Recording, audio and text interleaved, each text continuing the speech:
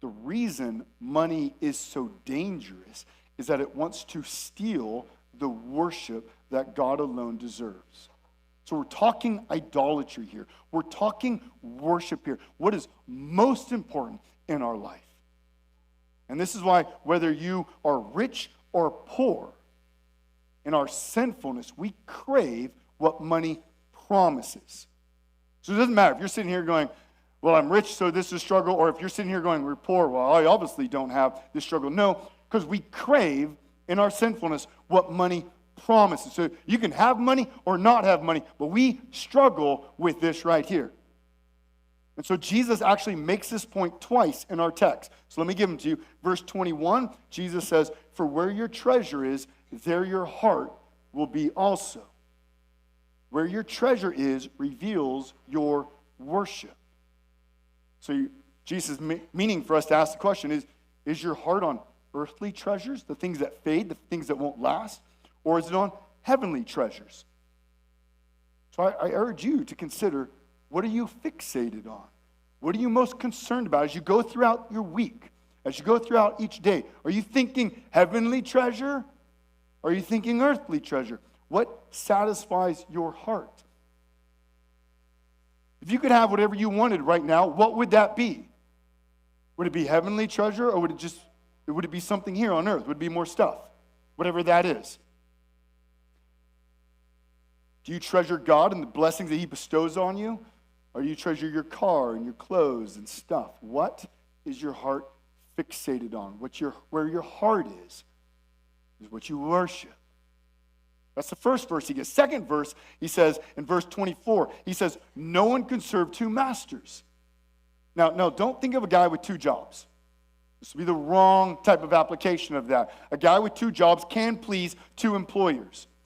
But think what Jesus is actually communicating here. First century slave who works for his master.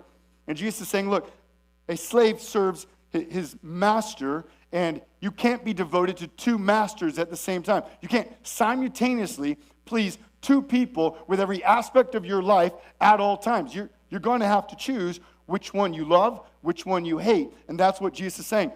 Verse 24, you cannot serve both God and money. So choose today whom you will serve. Will it be God or will it be money? And you might say, well, what does it mean to serve money? Like, where's he getting at there? I think if we stay within the slave illustration, it makes sense. So this is a clue. When you're given a text, like when Jesus gives an illustration and then he's applying that, don't forget what he's just said. So stay within the slave illustration. A slave serves his master, and the master will provide for all the slave's needs. Make sense? In the first century, oftentimes you would even sell yourself into slavery. So don't just think like American slavery and stuff like that here. It's different to a degree back there, but you would work for your master, and he would provide everything that you needed. So you serve your master with the intent that he will provide for you. So if we now apply that to what does it look like to serve money? To serve money means to trust that money will provide for all your needs, your comfort, your safety, your security, your happiness. You look to money to provide your acceptance, your status, your worth in this world. Makes sense in that context, right? You serve money. Do you look for money to provide, or do you serve God? Do you look for God to provide? To serve money is not just to love money, but get this, it's to love what it promises. You might be here today and you're like, well, I don't really care about my actual car, or my house, or the clothes, but do you love what they promise? What they offer you? The comfort they provide? The status that they signify? Do you love what they give? The promises that they make to you? And if we're honest with ourselves, we're all tempted to serve money. There's no one here who has not at some point and is not, to some degree, serving money. And technology has only made this more difficult.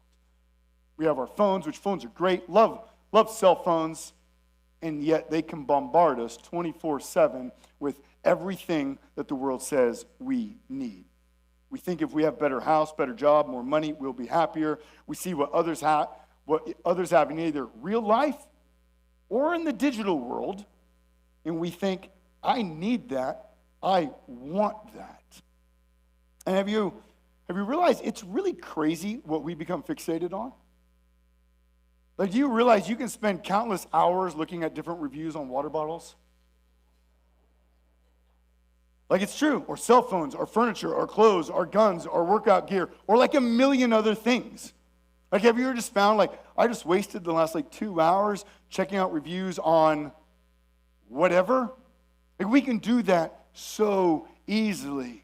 And all of a sudden, during every spare moment of our day, we find ourselves with a phone in our hand. And what are we doing? We're looking at Facebook, we're looking at Instagram, we're looking at Amazon, and we're just looking at stuff. And we're saying, but at least I don't love it, so therefore I'm okay, right? But we're surrounded by it. We're thinking about it. We're consumed by it. We're fixated on it. And we very well might be idolizing it and worshiping it. Many of you probably right now have things sitting in your Amazon cart ready to buy that you're trusting will bring you happiness and comfort. You probably are, right? If I have this, it'll be better. I finally needed this shirt. I need this thing. If I have this, finally everything will work. Everything will look better. My neighbors will respect me. I mean, whatever it is. We have these things because we want not only themselves, but what they promise. And the more you look at it, the more you think you need it, the more you want it, and the more you're consumed by it. Do not just think you can be near money and it has no effect